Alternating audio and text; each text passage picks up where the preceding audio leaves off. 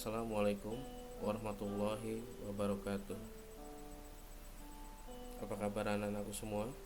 Mudah-mudahan selalu dalam kondisi baik-baik saja, sehat walafiat tanpa kurang suatu apapun. Pada kesempatan kali ini Ustadz akan menyampaikan materi IPS kelanjutan dari pertemuan 1, 2, 3, dan 4, baik itu pertemuan virtual maupun conference. Untuk materi sekarang kita akan melanjutkan PPT materi di bab ketiga, yaitu ketergantungan antar ruang dalam pemanfaatan kewirausahaan. Ya, ini kita membahas tentang kewirausahaan. Barangkali mungkin ada orang tua yang sudah terbiasa melakukan wirausaha berbagai bidang. Nah, kita bisa melanjutkan atau melaksanakan hal-hal yang baru yang mungkin kalian akan jalani setelah lulus SMA atau lulus kuliah, atau misalnya sambil kuliah kalian melakukan kegiatan ini. Baik, kita lanjutkan. Apa itu kewirausahaan? Mungkin kalian sudah sedikit tahu ya, apa sih wirausaha itu. Kewirausahaan atau entrepreneurship merupakan proses mengidentifikasi, mengembangkan, dan membawa visi ke dalam kehidupan. Visi tersebut bisa berupa ide inovatif, peluang, cara yang lebih baik dalam menjalankan sesuatu. Ya, ini visinya ya, entrepreneurship seperti itu. Nah, apa sih peran wirausaha itu? Nah, kalian juga harus tahu. Ketika kalian ingin membuka wirausaha atau usaha, kalian juga harus tahu perannya apa saja. Yang pertama, jelas menciptakan tenaga kerja, menciptakan lapangan kerja.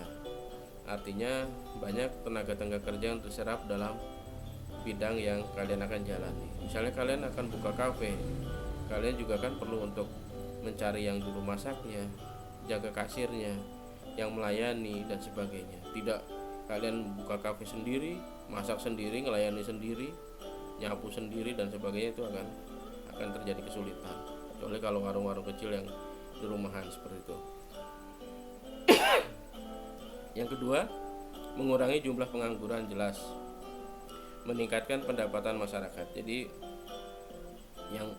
jangan hanya berpikir kalian digaji orang, berpikirlah kalian bisa menggaji atau memberi penghasilan orang lain. Seperti itu yang dimaksud dengan wirausaha. Mengombinasikan faktor-faktor produksi, jadi alam, tenaga kerja, modal, dan keahlian. Jadi dikombinasi ya, dijadikan satu.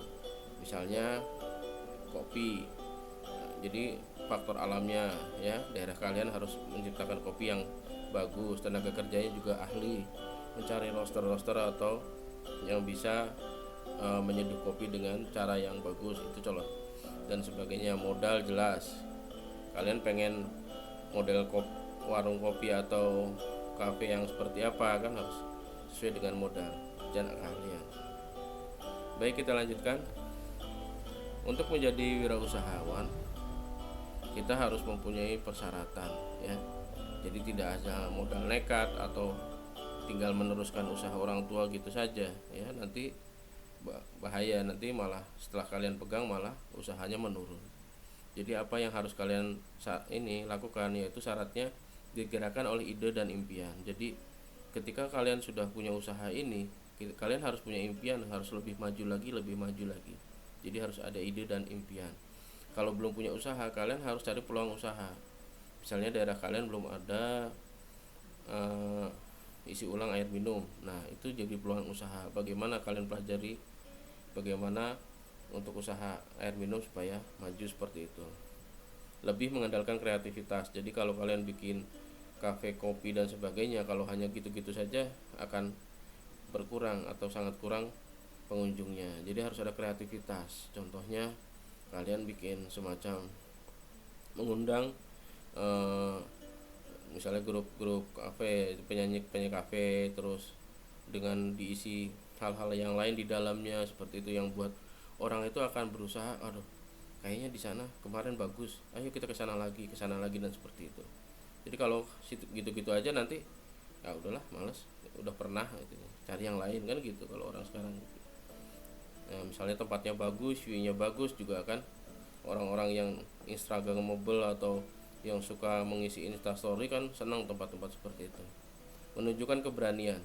Jadi nanti takut gagal dan sebagainya udah hilangkan, coba saja dulu baru nanti dijalani, percaya pada usaha yang nyata. Nah, itu yang saya maksud tadi ya, melihat masalah menjadi peluang. Nah itu masalah itu jadi peluang, ini tempat kok kayaknya sawahnya terlalu luas, istilah hanya sawah saja dan irigasi. Nah ini peluang, ini masalah. Nah, gimana kalau kita bikin di tempat sini, ketika tanaman hijau dan sebagainya, orang walaupun itu jaraknya puluhan kilometer mungkin orang akan datang, apalagi dengan iklan di Instagram dan sebagainya. Memulai dengan modal seadanya, ya memang kita nggak perlu modal yang terlalu besar, apalagi sudah ada warisan dari orang tua misalnya, tinggal melanjutkan itu lebih enak, tinggal kalian mengembangkan. Apalagi kalau kalian usahanya sesuai hobi, yang suka naik gunung, pecinta alam, usahanya di bidang pecinta alam, kalau yang suka otomotif, bidang otomotif dan sebagainya, itu juga lebih enak. Kalau yang senang olahraga bisa buka futsalan dan sebagainya. Itu kalau usahanya sesuai dengan hobi akan lebih menyenangkan dan ya sesuai hobi juga gitu. Selain dapat hobi juga dijalani, juga pendapatan juga dari situ. Senang mencoba hal baru. Jadi ketika usaha sudah dijalankan seperti itu saja terus nggak ada hal barunya, wah nanti orang akan nggak datang lagi. Jadi ketika sekarang ada kopi model robusta bagus, kita coba yang gayo, kita coba yang Lampung seperti itu. Maaf, Ustadz hanya membahas tentang kopi, yang mungkin yang lain, hal-hal yang lain mungkin bisa kalian lebih pahami ya, seperti sablon, peluang usaha di bagian advertising dan sebagainya. Baik, selalu bangkit dari kegagalan. Seperti tadi ya, kalau sudah gagal terus lemes, nggak mau usaha lagi, nggak mau browsing, seperti itu yang susah untuk menjadi seorang usahawan yang sukses seperti itu ya. Ini contoh saja wirausahawan dari alumni kita ya, angkatan Mas Aan itu, anaknya Pak Isro.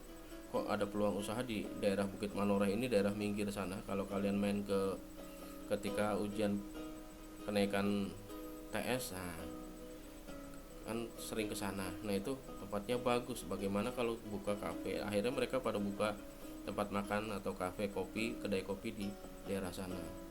Jadi yang diambil view-nya, pemandangannya bagus. Nah, kalau makanan biasa mungkin kita bisa jumpai di sebelah kita, tapi kalau view-nya bagus, orang akan berapapun itu jaraknya bisa didatangi karena sangat menarik seperti itu. Ini contoh alumni ya. Terus ini contoh peluang pariwisata di pandemi ini kan memang sangat kurang untuk melakukan pariwisata. Banyak syarat-syarat atau mungkin banyak yang hambatan untuk menjalankan usaha, jadi kurang sekali. Akhirnya mereka banting setir, mobilnya disetting untuk menjadi sebuah bus cafe Transbak. Mereka hanya perjalanan dalam kota, mungkin sampai YIA ya di Jogja. Nanti di sana ada fasilitas kopi, makanan, terus ada karaoke misalnya, seperti itu, sambil bercanda misalnya, bertemu dengan kawan-kawan lama. Nah ini usaha ini juga banyak digeluti para pengusaha bis pariwisata.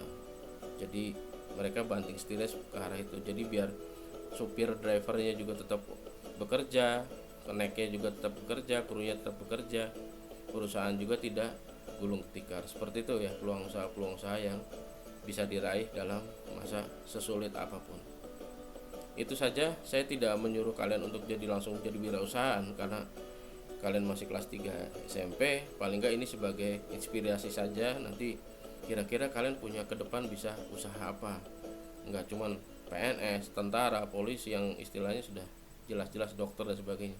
Kira-kira kalian bisa enggak punya pemikiran untuk membayar orang, tidak hanya dibayar atau digaji orang, seperti itu. Ini hanya sebagai inspirasi, nanti kalian kembangkan sendiri, insya Allah nanti lebih maju. Baik, jangan lupa like, subscribe, dan komentar di semua channel Ustadz. Karena waktu terbatas, saya akhiri. Wassalamualaikum warahmatullahi wabarakatuh.